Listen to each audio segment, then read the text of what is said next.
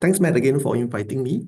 Again, my name is Aaron. I'm the head of data services at the Singapore Management University Libraries.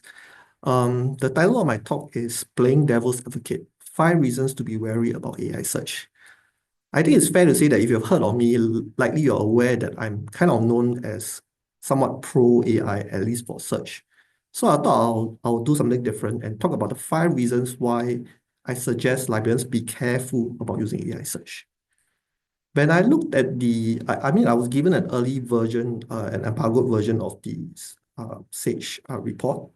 And this table, this figure actually caught my eye. Right, the first thing that caught my eye is that librarians actually, compared to students, they saw value in using AI to write out research findings. Then again, I suppose students are probably worried about getting in trouble for using AI for writing. The one that actually really concerned me was that I noticed that in terms of discovery tools, I think there was a question about AI finding good quality resources as well as AI determining if a resource is relevant. Librarians were more hesitant on the role of AI for basically discovery than students. And there's a lot of ways for me to interpret this, but I guess one way to interpret it would be that librarians have higher standards, right? So we have higher standards of what is a good discovery tool. But historically, if you look at the history of discovery and tools, whether it's the coming of Google, the coming of Google Scholar, or even web-scale discovery tools, nowadays known as discovery layers, if you look through the literature of the time, or in my case, I'm old enough to be around during those changes, generally speaking, the initial reaction by librarians is basically to be very skeptical and somewhat hostile in some cases, right? But as time goes by, we learn how to use these tools, we learn when to use these tools, and we teach them, right? So for Google, for example, nowadays nobody blinks an eye if a librarian uses Google, and we even teach it as a standard part of our information literacy, right? The same thing goes for Google Scholar, right? When it first came, there was a lot of skepticism about the fact that we don't know what the sources are. At that time, there were a lot of coverage gaps, poor metadata. Today, again, is standard, right? Many librarians and researchers use this as their first source of information for searching. Our libraries integrate with Google Scholar, with link resolvers. And the same thing happened when web skill discovery came about. Again, this was the library's response to Google Scholar. Again, today, I don't think it's very controversial. Librarians may not teach it a lot, basically because it's simple to use, but it definitely has a place for undergrads who do not want to do very advanced Boolean searching and still get a decent result.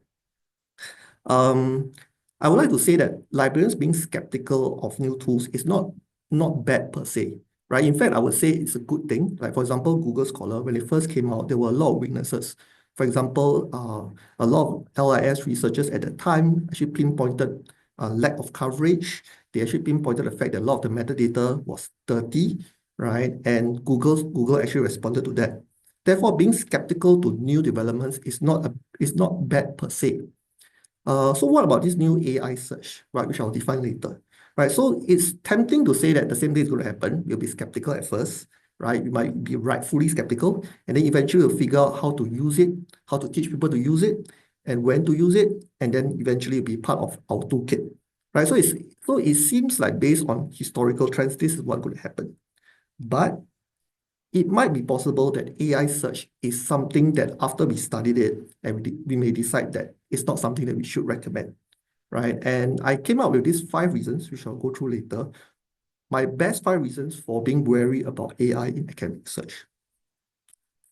So AI search, I think when librarians talk about it, there are 2 main types that we tend to talk about, right? We tend to talk about tools like Research Rabbit, Bitmaps, Connected Papers. This group of tools, they are more recommender systems, right? Typically, you throw in 1 or 2 seed papers or relevant papers, and they will use some sort of citation-based method or some sort of graph method, right, to find similar papers to recommend, right?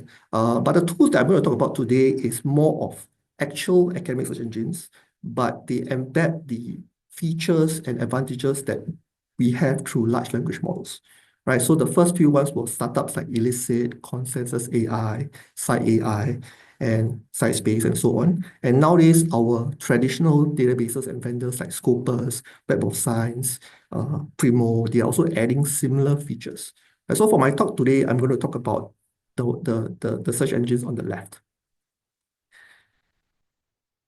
Even these search engines I'm talking about, Web of Science Research Assistant, Primo Research Assistant, they use AI in many ways, right? But I'm going to focus on the two main impacts of AI in academic search, right? Practically every academic AI search would use AI in these two ways. The first way, which is the most flashy way, is that instead of just giving you a set of potentially relevant results, it will give you a direct answer with citations, right? So on the left, you basically see a very common layout of what such a result will look like. You have a query, you have a block of answers with citations, right? On the right, you see a real example. This is the Primo Research Assistant, right? There's a slight change. The generated answer is at the bottom and the citations are on top. But otherwise, this is a very common pattern you see in many, many academic search engines that use AI, right? The other thing that's a bit more hidden is the fact that AI allows us to get greater relevancy in search, right? A lot of these search engines will be asking you to search in natural language, right? So you no longer need to search in keyword. In fact, if you search in natural language, chances are your results are better, right? They tend to claim to use semantic search, right? That means they are no longer keyword searching, right? They're no longer matching individual words. They are looking at the meaning of the words. And more recently, we have gotten what we call agent-based or deep search, right? So this is based on the idea of a search acting like a researcher, right? So if you're a researcher and you're asked to search, right, you don't just search once, right? You do iterative searching. You search once, you adjust your keywords, you do citation searching, right? So these agent-based or deep search tools, they basically do that for you, right? They can run for 5, 10, 30 minutes, and they tend to produce results that are more comprehensive and also higher relevance, right? Some of you may wonder whether this use of AI is considered generative, right? In general, a lot of these algorithms to rank are not generative in nature, but there's a class of tools that emerged where you can use the language model like GPT-4 alone to assess relevancy. I'll talk about that later, right? So I'll talk about these two impacts. And there's this new set of tools called deep research, right? It's basically the deep search, right? It's searching iteratively on your behalf.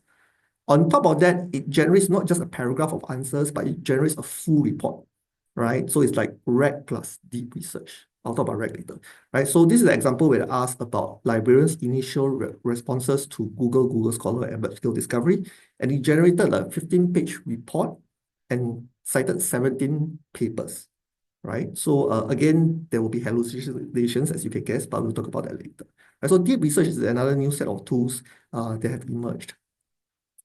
So what are the arguments against AI search, right? Why should libraries not use it? Right, the first one is pretty general, right? This is more of an argument against AI, right? Not AI search, right? So there are people who object to AI because of copyright reasons, right? We know that these language models basically are like training on all the web without permission, and also for environmental reasons, right?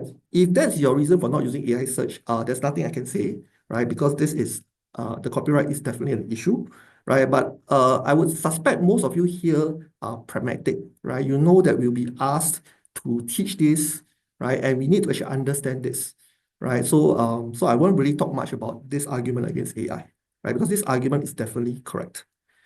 But it's not specific to search, right? You can use this argument against AI use for any type of use. The other type of use, the other reason not to use AI search, I'm very systematic towards, right? So there's this idea, which I think is correct, is that if you use these tools, they are too easy to use, right? Let's say they generate a full report for you, and let's say they're mostly accurate, right? If you are a beginner, let's say you are an undergrad and you've never done literature review, you will never gain the chance to learn how to do literature review, right? So I like to joke that we may be the last generation of librarians and researchers who know how to do literature review. Right, I have this blog post where I argued, this is my personal view, not my institution, that we should possibly restrict such tools to only faculty and researchers. Right, just as you don't give a calculator to, let's say, a 3-year-old who doesn't know how to do simple addition and subtraction, right? We shouldn't give these advanced AI search tools that can do literature review to undergrads. Right, they should prove that they be capable of doing literature review before they use such tools. But again, this reason isn't a blanket reason to not use AI tools, such tools, right? It's just saying that you have to be very careful on who you allow to use and how you use it, right? So this is not like a very strong argument against not using. It's just saying that you have to be careful. The third reason is very obvious, right? A lot of librarians probably have possibly faced this issue where a patron comes to them, ask them to check to get a book or an article, and the book and article doesn't exist because it was hallucinated by ChatGPT, right? And there are a lot of studies where they will ask ChatGPT to generate citations, and most of it are fake, right? But this argument is kind of undercut by the fact that the current technology is not just using LLMs, right? They are not just using the large language models, they are adding search to it, right? So there's this technical term called retrieval augmented generation, or RAG, right? So what RAG actually does is that um, you can think of it like having a open book exam versus a closed book exam, right? If I'm asking you from the top of your mind, what are 5 citations for a certain topic, you may misremember, right? You may hallucinate in that sense, right? But if you're allowed to search and verify that these papers exist, the chances of your hallucination is lower because you actually verify they exist, right? So LLMs, or large language models that search, right? They basically try to solve this issue by doing a search. Right? So in this example, the user enters a query, right? It retrieves maybe 10 results, right? The 10 results and the query is sent to the large language model like GPT-4o, right? And then they'll be given a built-in prompt, right? The prompt could be something like answer the question below using only the information provided in the following documents, right? And then you will list the documents, you will list the query, and then it will generate an answer, right? So in this case, the retrieval is done by a normal search engine combined with the language model to generate an answer, right? And because it is based on documents that have been found, it should not hallucinate references. So the thing is, does this work, right? Because we know that language models do not always 100% follow your instructions, right? So do they still hallucinate references, right? Some of the earlier studies, like this is a master study that compared like Scopus AI, Elicit, and SciSpace. And one of the research questions they had was whether these tools actually generate, they call it ghost references or fake references. And they found that, at least in their case, none of them hallucinated, right? Every single reference that emerged was real. Okay, there's one thing you have to be careful here, right? There are studies after that that claim that some of these RAG tools hallucinate. But one of the things that some people actually do not realize is that sometimes the references might be slightly wrong because the source itself is inaccurate. Right? So this is something like if you use Google Scholar, right? And then you use Google Scholar's citation function to generate like an APA function, right? It might sometimes be wrong because the metadata in Google Scholar might be wrong. Right? Similarly, tools like Elicit and SciSpace, they use a lot of open metadata, which sometimes have errors in their source. Right? So this wouldn't count as a hallucination. This counts as a source index issue. Okay. Okay. So let's talk about the second. Okay. Right. To be fair, right, a lot of studies on academic search engines with RAG show that there's basically no hallucinations. But the ones that search the web, there is some errors, right? So this is a recent study where they compared GPT-4o, which with RAG, basically searching, and Gemini research, and the rest that do not search. And you can see that the citation URL validity is near perfect, but it's not perfect, right? So in this case, like GPT-4o with search, in 99.3% of the cases, the URLs are real, they're valid, you can resolve. There's a 0.7% of them do not. So it's not perfect in certain cases, right? And there are studies that claim that certain systems have problems with citations, right? So there's this very famous study that looked at Perplexity and a few other tools, web search tools, and they found that they had a lot of citation errors, right? The citation don't actually exist, right? So this is a bit disputed. But for academic RAG, or academic retrieval augmented generation systems, as far as I know, they almost always give you a real paper.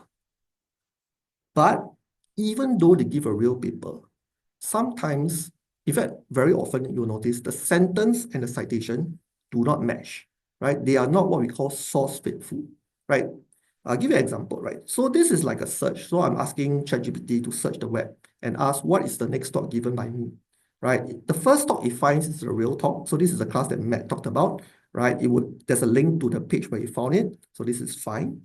But the second one he found is very interesting. It talks about AI for Research Week, right? And I'm supposed to give a talk in May, right? And it found it from a social media post that I actually put out. The problem with this is that while this social media post is real, so it didn't make up the thing, it only said that I will be having it from 28th to 30th May. There is no year, right? In fact, this is a talk I gave last year, right? So this happens for LLMs, right? It's like a human reading a source and sort of misinterpreting what is in the source. And this happens quite a bit in RAG systems today, right? This is an academic example, academic search example, right? So I asked the system, should Google Scholar be used for systematic reviews alone? And it gave a sentence that is factually true, right? The consensus is you should not use Google Scholar alone for systematic reviews. The problem is I noticed this paper, this Journal Go 2013. I have read this paper, and I know this paper actually concludes the opposite, right? It actually says that it can be used alone, right? So why is this AI system saying that it supports the opposite? This is an example of what I mean by not being source faithful, right? You read a statement, you read a citation, and but the source doesn't seem to support the statement. In fact, in this particular case, if you look at the title abstract, the second line says it is said that Google Scholar should never be used in isolation.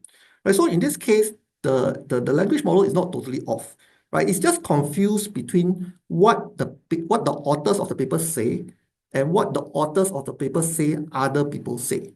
Right, this is quite common in this type of systems. You'll notice it gets confused on like what the author is saying and what the author is saying other papers are saying. Or in this case, other people are saying, right?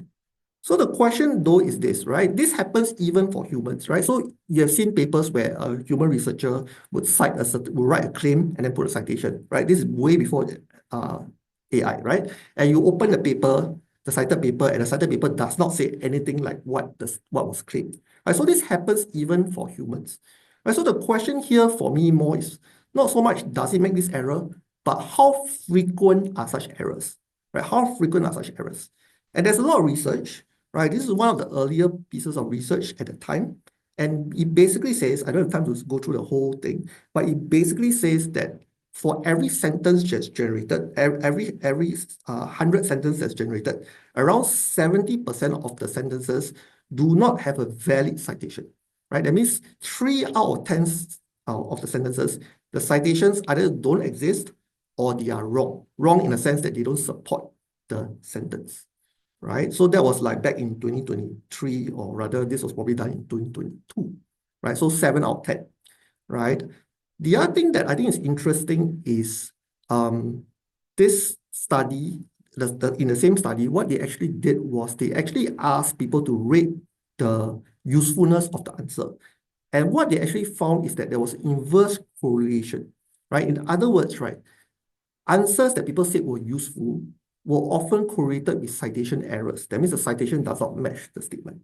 And the reason for this is essentially the fact that there were a lot of search questions where the search engine could not find anything that is relevant. Right? Say you ask a question and the top 10 results that come back do not answer the question. In such a case, the language model has two choices, right? Either it will be faithful, that means the sentences and the citation match, but because none of the citations or one of the papers it found was useful to answer, the generated answer, even though it's faithful to the citations, will not answer the question. And hence, people will say it's low usefulness. On the other hand, the LLM, the large language model, can try to distort the citation, right? To make it sound like it does answer the question, in which case people say it's useful. But when you check the citation, you realize that it doesn't actually match, right? Actually, what we ideally wanted to do is to take the third option and go like, do not answer, right? Just say something like, oh, none of the things we found allows me to answer, right? In fact, right, what actually happens is that language models tend to have a bias to try to answer even if they're not sure. Right? Because I've heard from engineers that they basically get users who are angry if the language model keeps refusing to answer. So they tend to want to bias it to try to answer, even though it can be wrong a lot.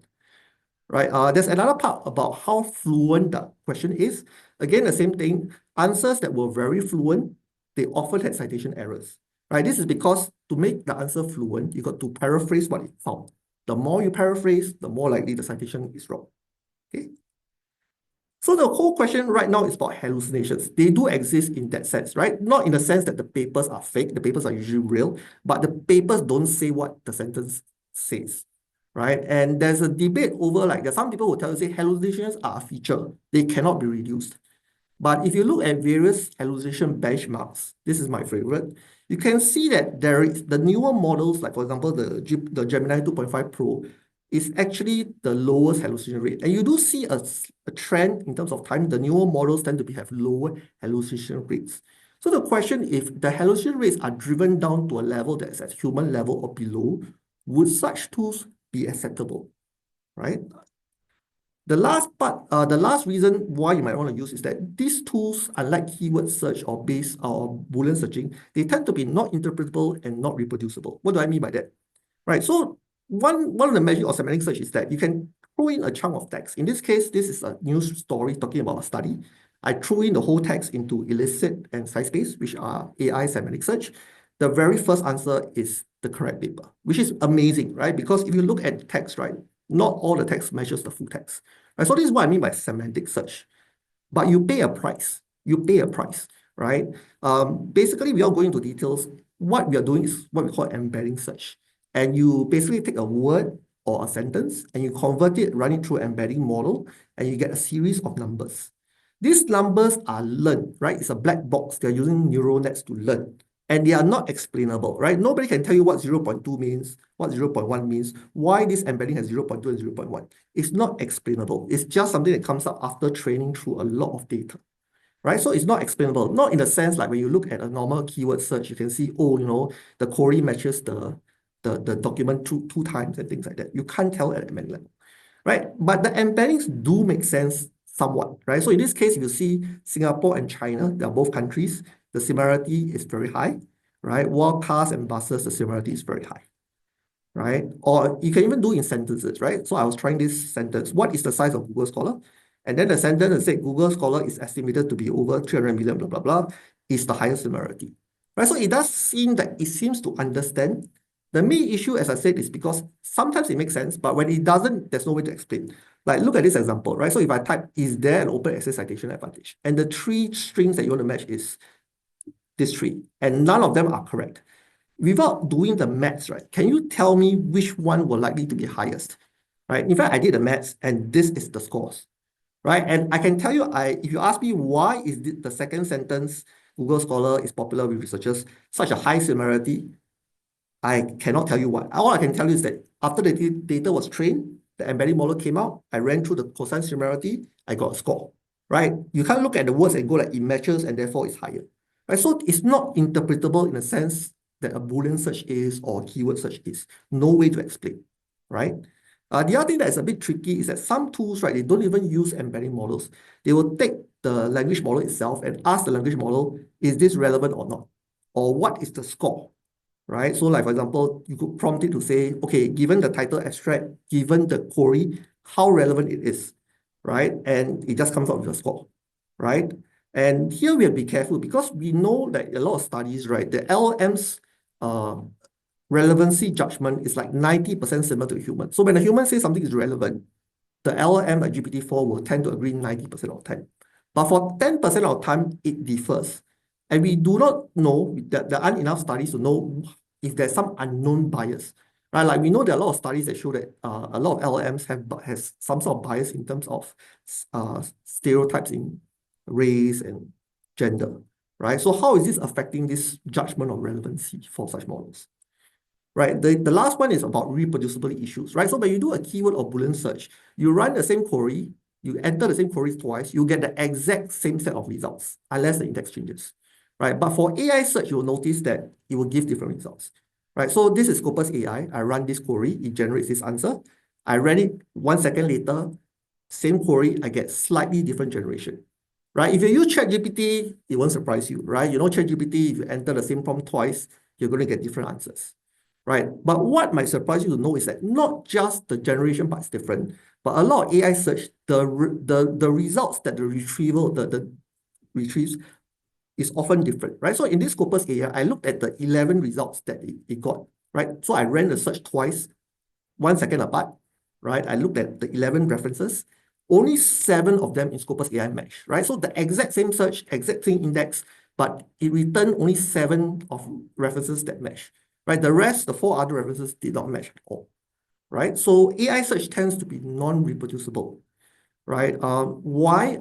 That's going to take a long time to explain, but which I don't have the time. But basically, one of some of these tools, what they do is that they use the language model to generate a Boolean search, right? So in this case, if you type in what is the impact of climate change on biodiversity, the LLM will be prompted, create a Boolean search, right? And it does this Boolean search, right? So this is like the type of prompt that is be doing under the hood, right? It will create a Boolean search, right? And of course, because you're using an LLM, you run it twice with the same prompt, you get 2 different search results or 2 different search strategies. Like here's an example, right? So I ran it once. This is the Boolean strategy it got. Second time I ran, it's different, right? It's slightly different, you can see, right? So this causes some the fact it makes the search not so reproducible. And there are other reasons, right?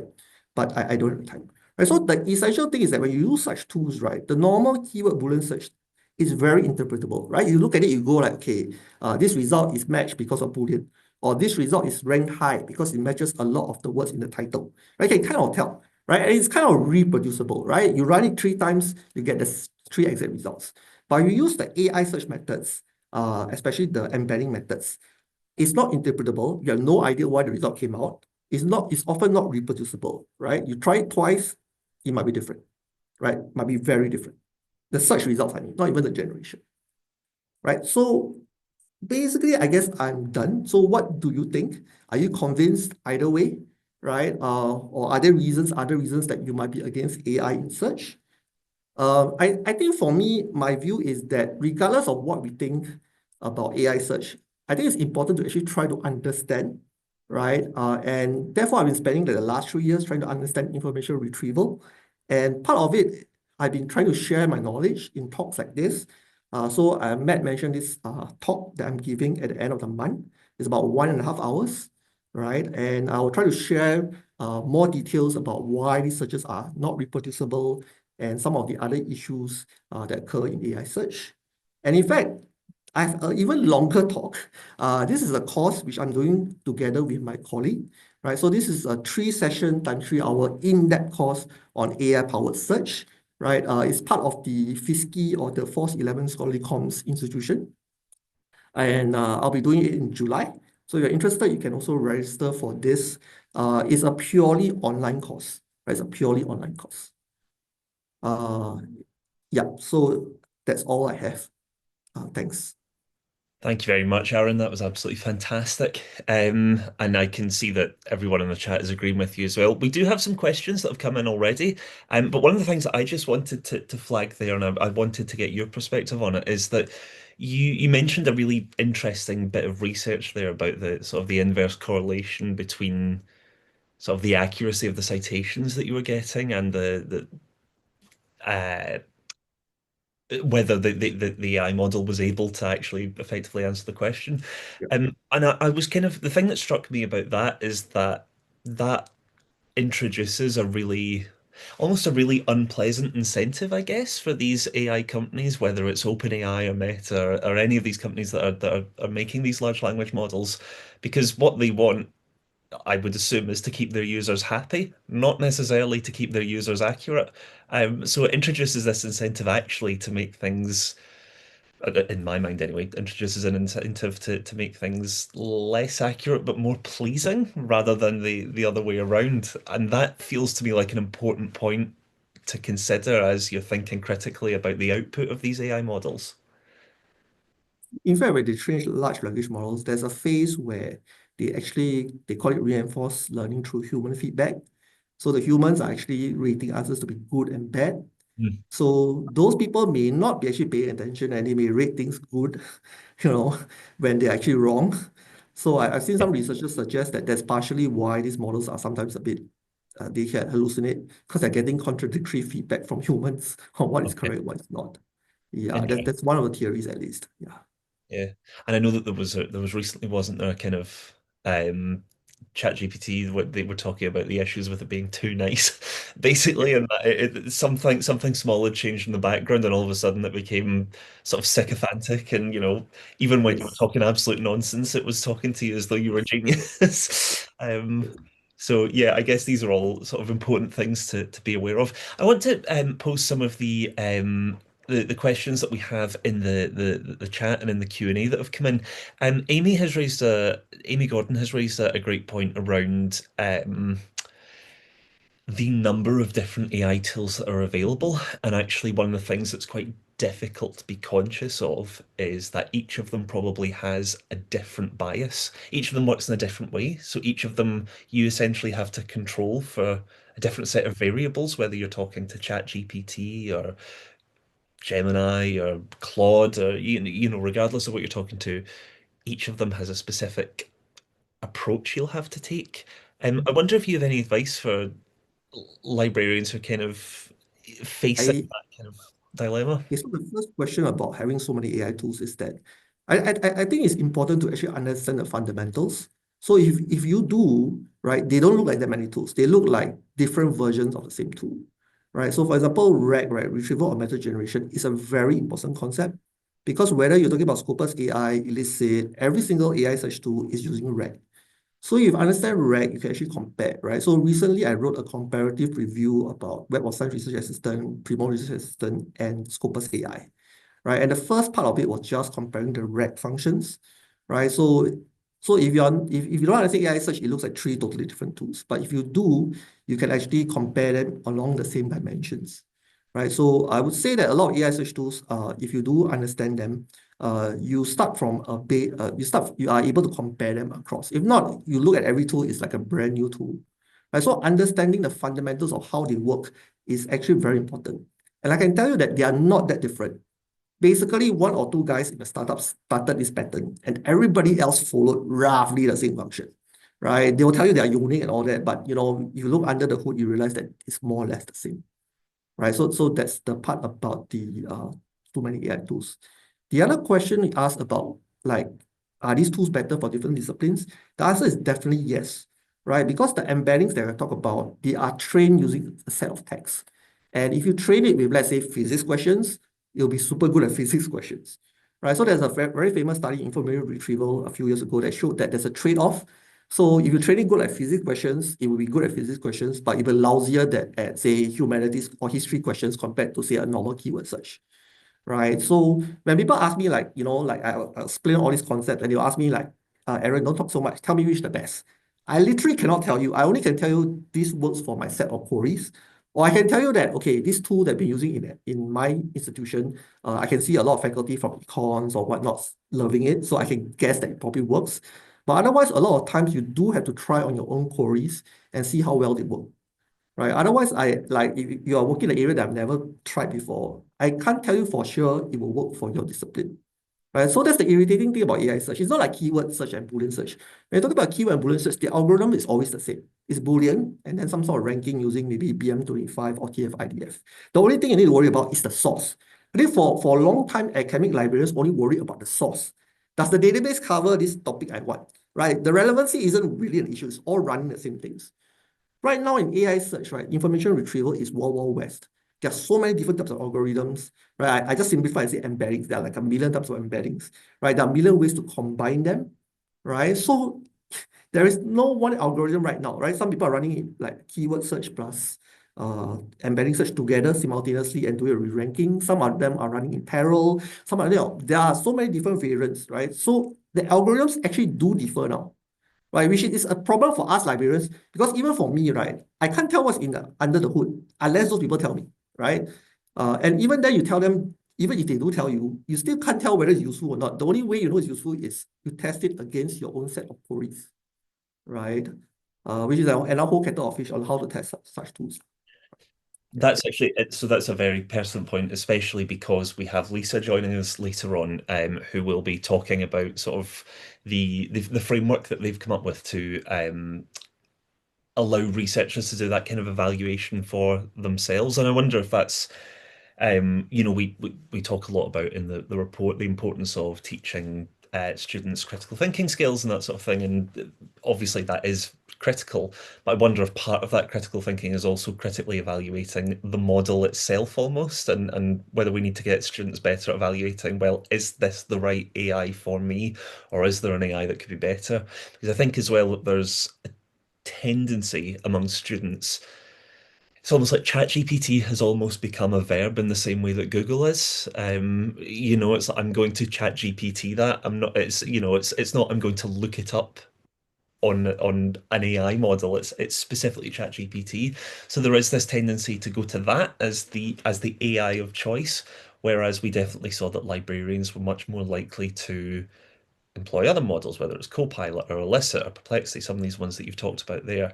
Um, so yeah, I wonder if that's going to be an important part of I, AI I, training. I would say that I find undergrads less discerning about such tools. So like we were trying this tool that is basically run-of-the-mill AI search tool, which I won't name, right? So basically all the faculty, all the librarians basically said like, it's just okay, right? But when we got the undergrads, everybody was raving about it. So my guess is the undergrads are less discerning, or they can't tell whether the results are good or bad. My guess is the librarians and faculty, they have a set of queries that they know what the correct answer is, and they're testing to see whether it finds most of the papers. But for undergrads, they are happy with anything that looks kind of correct. So undergrads are a lot less discerning about AI search tools. In Mm, fact, AI any tool, I would suspect. Right. So this is something that we do have to train undergrads to be more skeptical. Yeah, that's why I tend to work more with postgraduate students as well as researchers because they are by default skeptical. They know what a good literature review looks like, right? And it takes a while to convince them to use a tool, right? Undergrads is very tricky, which is why I have this personal idea that maybe undergrads should be kind of restricted from using such tools, or at least be carefully monitored when they're asked to use these tools. mm. Yeah. I think the tricky part in that as well is that, as we kind of found through the report, is that I think there is it's almost like people now arriving at university are going to be essentially AI natives, because they'll have left school, and AI will have been, we'll get to a point not very far away, where everyone arriving at university, their entire sort of exam and assignment setting life has had AI involved in it. They've never studied in a time that doesn't have AI. And it becomes quite inseparable from them at that point. But I guess we always made the argument that even though the younger generation may have used like say internet all their lives, they may not actually understand how the internet works. Yeah, yeah, Right. yeah. So the same will be AI, right? They're using like I guess Sam Altman was saying that the younger generation are using ChatGPT to answer like live questions, while the older generation is using like Google. So they may use ChatGPT a lot, but it doesn't mean that they understand ChatGPT better than like say me or or someone who actually studied the technology. Yeah. Absolutely. Well, thank you so much, Aaron. That was a fantastic talk. We're all really grateful to you, and I can see it as well at the chat. Everyone is thanking you as well. So thank you so much for your time. We really do appreciate it.